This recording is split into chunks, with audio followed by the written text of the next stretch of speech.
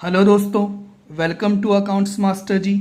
आज का हमारा टॉपिक है CBSE class 11th accountancy term 1 syllabus for session 21-22। CBSE ने जो रिसेंटली सिलेबस डिक्लेयर किया है टर्म वाइज क्लास 10th और 12th के लिए, साथ में उन्होंने क्लास 9th और 11th के लिए भी टर्म वाइज सिलेबस डिक्लेयर कर दिया है। इट मीन्स क्लास 11th में भी आपके साल में 2 बार फाइनल एग्जाम होंगे, term 1 examination and term 2 examination. Term 1 examination आपका 100% एमसीक्यू बेस्ड होगा और इसके लिए आपको 90 मिनट का समय दिया जाएगा। टर्म 1 एग्जामिनेशन नवंबर एंड दिसंबर 2021 में होंगे, जबकि टर्म 2 एग्जामिनेशन आपका मार्च एंड अप्रैल 2022 में होगा और वो सब्जेक्टिव पेपर होगा और उसके लिए आपको 2 घंटे का समय दिया जाएगा।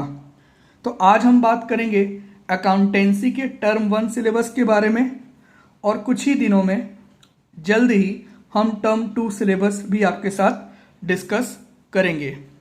तो स्टार्ट करते हैं class 11th accountancy term 1 syllabus. तो यहाँ पर 2 यूनिट में ये आपका सिलेबस डिवाइड है। यूनिट 1 में आपके 4 चैप्टर हैं और अगर आप यूनिट 2 देखते हैं तो इसमें काफ़ी ज़्यादा चैप्टर्स हैं। ये आपका एनसीईआरटी बुक के हिसाब से भी है, सीबीएसई के हिसाब से भी है और जैसे कि मैं टीएस ग्रेवाल की बुक यूज़ करता हूँ तो उसके अकॉर्डिंग भी है। तो ये चैप्टर्स आपको आप कोई से भी बुक यूज़ कर रहे हैं आसानी से मिल जाएंगे। यूनिट 1 में आपका पहला टॉपिक है इंट्रोडक्शन टू अकाउंटिंग। यहाँ पर हम सीखते हैं कि अकाउंटिंग होता क्या है, अकाउंटिंग प्रोसेस क्या होता है, एडवांटेजेस क्या हैं, डिसएडवांटेजेस क्या हैं, कौन कौन सी ब्रांचेज है अकाउंटिंग की, एसेट्रा। दैट इज ये हमको बेसिक बातें बताता है अकाउंटिंग को लेकर कि अकाउंटिंग की नीड हमको क्यों है। दूसरा आपका आता है बेसिक अकाउंटिंग टर्म्स। तो आप पहली बार अपनी लाइफ में अकाउंट्स पढ़ रहे हैं, इसलिए बहुत सारे ऐसे terms through out the year आपके अकाउंट्स में यूज होंगे जिसका नॉलेज आपको पहले से नहीं होगा। तो चैप्टर नंबर 2 आपको हेल्प करेगा वो सारी चीज़ें बताने के लिए कि डेबिट क्या होता है, क्रेडिट क्या होता है, बिजनेस ट्रांजैक्शन क्या होते हैं, डेटर्स क्या है, क्रेडिटर्स क्या है, एसेट्रा। थर्ड चैप्टर है आपका थ्योरी बेस ऑफ अकाउंटिंग। यहाँ पर हमको सिखाया जाएगा कि कुछ अकाउंटिंग के फंडामेंटल अकाउंटिंग एजम्पशंस होते हैं जिसके बेस पर अकाउंटिंग की जाती हैं, वो सब क्या हैं। इसके अलावा अकाउंटिंग स्टैंडर्ड होता है जो यूनिफॉर्मिटी मेंटेन करने के लिए प्रिस्क्राइब किया जाता है, उसके बारे में हमको बताया जाएगा। और आज के ज़माने में आईएफआरएस एप्लीकेबल हो गए हैं, जो इंटरनेशनल फाइनेंशियल रिपोर्टिंग स्टैंडर्ड्स हैं, उसी को इंडिया में कन्वर्ज करके इंडियन कंडीशंस और लॉ के हिसाब से थोड़ा बहुत मॉडिफाई करके एप्लीकेबल कराया गया है, जिसे हम इंडिया में टेक्निकली इंड एएस कहते हैं। उसके बारे में हमको बताया जाएगा चैप्टर नंबर 3 में। यूनिट नंबर 1 का आखिरी चैप्टर है आपका बेसिस ऑफ अकाउंटिंग। यहाँ पर हम सीखेंगे कि 2 तरीके होते हैं अकाउंटिंग करने के, cash basis and accrual basis. ये दोनों तरीके हम चैप्टर नंबर 4 में सीखेंगे। तो यूनिट नंबर 4 में आपके 4 चैप्टर हैं और टोटल वेटेज है आपका 12 मार्क्स का। अब आगे बढ़ते हैं, यूनिट नंबर 2 में आते हैं। तो 4 चैप्टर है और 12 नंबर की वेटेज है यूनिट 1 के लिए। यूनिट 2 में सबसे पहला चैप्टर है आपका अकाउंटिंग इक्वेशन, जो आपको बताता है कि एसेट जो होते हैं वो लायबिलिटीज प्लस कैपिटल के बराबर होते हैं। तो इसको लेकर हम इक्वेशन सीखेंगे इस चैप्टर में और कुछ क्वेश्चन भी सॉल्व करेंगे ट्रांजैक्शन के हिसाब से कि हर एक ट्रांजैक्शन का आपके अकाउंटिंग इक्वेशन में क्या इम्पैक्ट पड़ता है। चैप्टर नंबर 6 आपका नेक्स्ट है अकाउंटिंग प्रोसीजर्स, जहां पर आप सीखेंगे rules of debit and credit. That is golden rule of accounting जो आपका ट्रेडिशनल अप्रोच के हिसाब से है, और रूल्स ऑफ डेबिट क्रेडिट जो आपका मॉडर्न अप्रोच के हिसाब से है। इस चैप्टर के बिना आप जर्नल एंट्री पास करना नहीं सीख सकते, और जर्नल एंट्री पूरे अकाउंट का आपका बेस है। हर जगह आपको जर्नल एंट्री काम आती है। गोल्डन रूल ऑफ अकाउंटिंग या golden rule of debit and credit already हमारे चैनल में वीडियो अपलोडेड हैं, आप चाहे तो वो देख सकते हैं। और शॉर्ट वीडियो में rules of debit and credit का पहला अकाउंट का वीडियो भी हमारे चैनल में अपलोडेड है, आप देख सकते हैं। एक बात आप हमेशा याद रखना, अगर कोई क्लास 12th का बच्चा भी यहाँ पर इस वीडियो को देख रहा है तो रूल्स ऑफ डेबिट क्रेडिट पूरे आपके अकाउंटिंग कैरियर में आपको काम आएगा। बहुत सारे बच्चों को ऐसा लगता है कि ये क्लास 11th की चीज़ है, ऐसा नहीं है।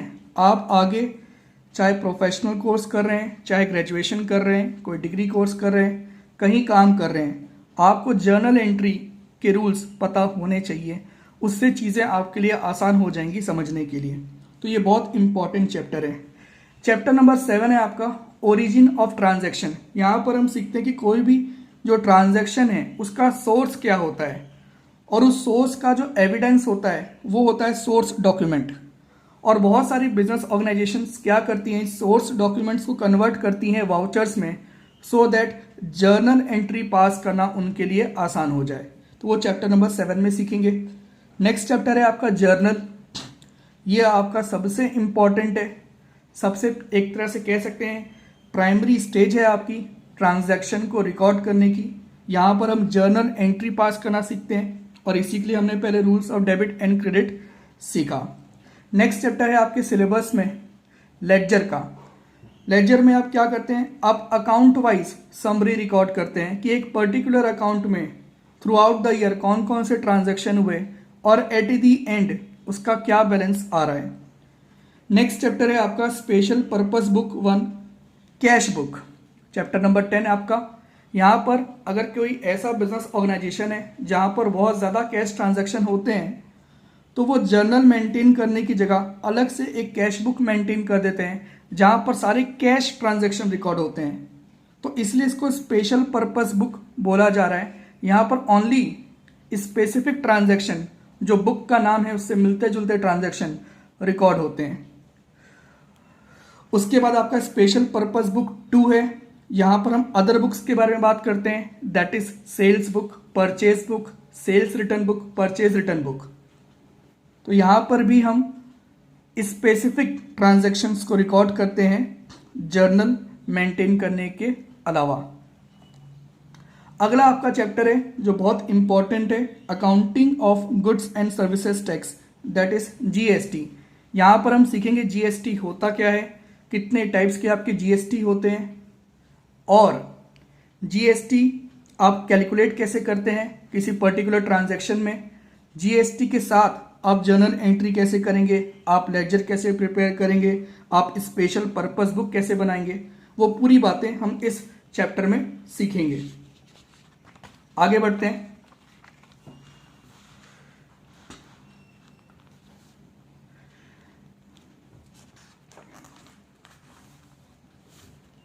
अगला चैप्टर है आपका बैंक रिकंसिलिएशन स्टेटमेंट, जिसे बीआरएस भी बोला जाता है। ये भी यूनिट 2 ही चल रहा है अभी हमारा, चैप्टर नंबर 13 में पहुंच गए।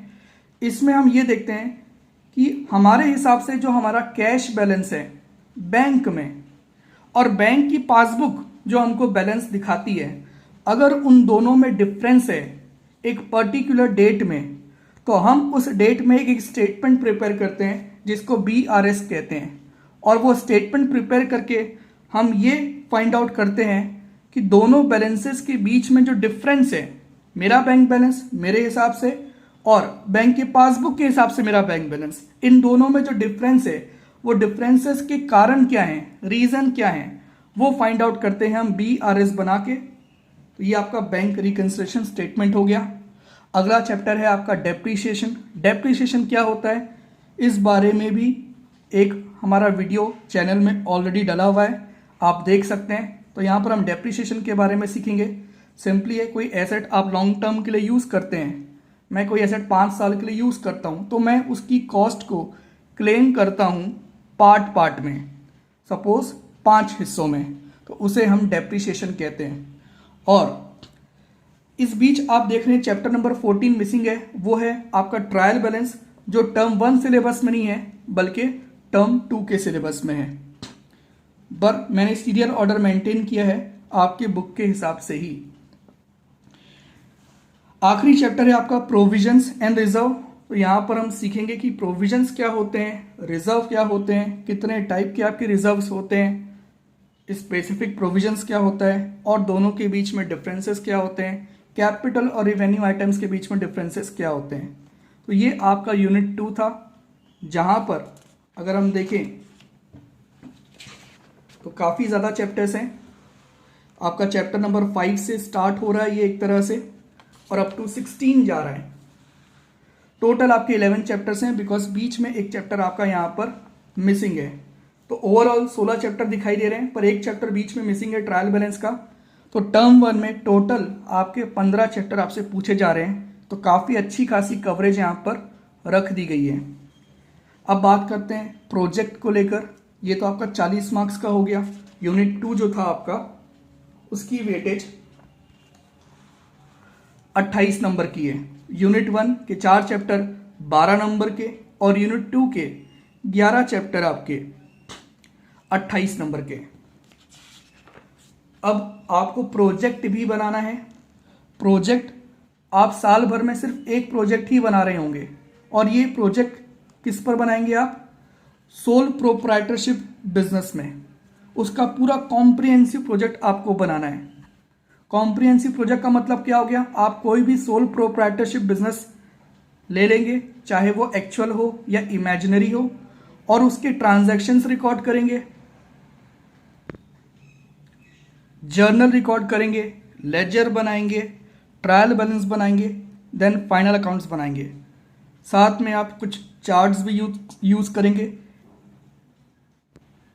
तो इस तरह से आप अपना कॉम्प्रिहेंसिव प्रोजेक्ट बनाएंगे किसी भी सोल प्रोप्राइटर बिजनेस का, चाहे वो बिजनेस एक्चुअल में एग्जिस्ट करता हो या आपने कोई इमेजिनरी बिजनेस एज्यूम किया है। और तो प्रोजेक्ट तो बनना एक ही है, लेकिन इस साल आपका प्रोजेक्ट जो टोटल 20 मार्क्स का होता है, 2 बार आपसे टेस्ट किया जाएगा।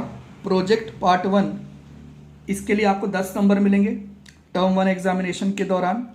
और यहाँ पर कहा जा रहा है कि प्रोजेक्ट आपको ओनली अप टू लेजर बनाना है, दैट इज बिजनेस का इंट्रो देंगे आप, ट्रांजैक्शंस रिकॉर्ड करेंगे, उसके बाद जर्नल बनाएंगे, देन लेजर बनाएंगे।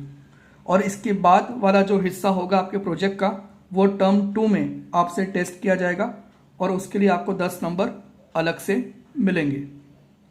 तो ये डिस्कशन था हमारा क्लास 11th अकाउंटेंसी का टर्म 1 सिलेबस के हिसाब से। अभी भी आपके पास लगभग 3 महीने बाकी हैं, अगर आपने पढ़ाई अब तक स्टार्ट नहीं करी है तो। और अगर आपने पढ़ाई स्टार्ट कर दी है तो आप ऑलरेडी काफ़ी अच्छी पोजीशन में होंगे, और आप टर्म 2 की कुछ सिलेबस को भी कवर कर सकते हैं। बट फोकस फिलहाल आपका टर्म 1 के हिसाब से रखिए। चैप्टर्स काफ़ी ज़्यादा हैं। ये आपको लगते हैं कि थ्योरी चैप्टर्स है इनिशियली, पर मैं आपको बताना चाहूँगा अकाउंट्स में थ्योरी कुछ भी नहीं होता, सभी चीज़ आपके प्रैक्टिकल का बेस होती है। Like rules of debit credit, ये कोई थ्योरी चैप्टर नहीं है। जर्नल एंट्री आप कैसे पास करेंगे, उसके लिए क्या नियम कानून है, वो आपको ये चैप्टर सिखाता है। तो ओवरऑल 15 चैप्टर्स हैं टर्म 1 सिलेबस में। 90 मिनट आपको मिलेंगे, MCQ बेस्ड है। उसके हिसाब से आप अपनी तैयारी जारी रखें। अगर आपको कुछ भी दिक्कत आती है इस सिलेबस को लेकर, तो कॉन्टैक्ट नंबर यहाँ पर भी मेंशन्ड है, चैनल के डिस्क्रिप्शन में भी मेंशन्ड है, आप मुझसे कांटेक्ट कर सकते हैं। इसके अलावा मुझे आपसे ये कहना था, अगर आपको लगता है कि आपको ऑनलाइन क्लासेस की रिक्वायरमेंट है, क्योंकि आप और हम काफ़ी दूर हैं, तो अगर आपको ऑनलाइन क्लासेस की रिक्वायरमेंट है अकाउंटेंसी के लिए, इकोनॉमिक्स के लिए और BST के लिए, तो हम ऑनलाइन क्लासेस लेते हैं। आप 911111 दैट इज पेंटा1 8957 में कांटेक्ट कर सकते हैं। और अगर आपको ये चैनल पसंद आ रहा है तो प्लीज़ इस चैनल को सब्सक्राइब करें, लाइक करें, कमेंट करें और अपने दोस्तों के साथ शेयर करें। अगले वीडियो में हम टर्म 2 के सिलेबस के बारे में डिस्कशन करेंगे अकाउंट्स को लेकर। तो मिलते हैं अगली वीडियो में, तब तक के लिए bye, take care and thanks for watching.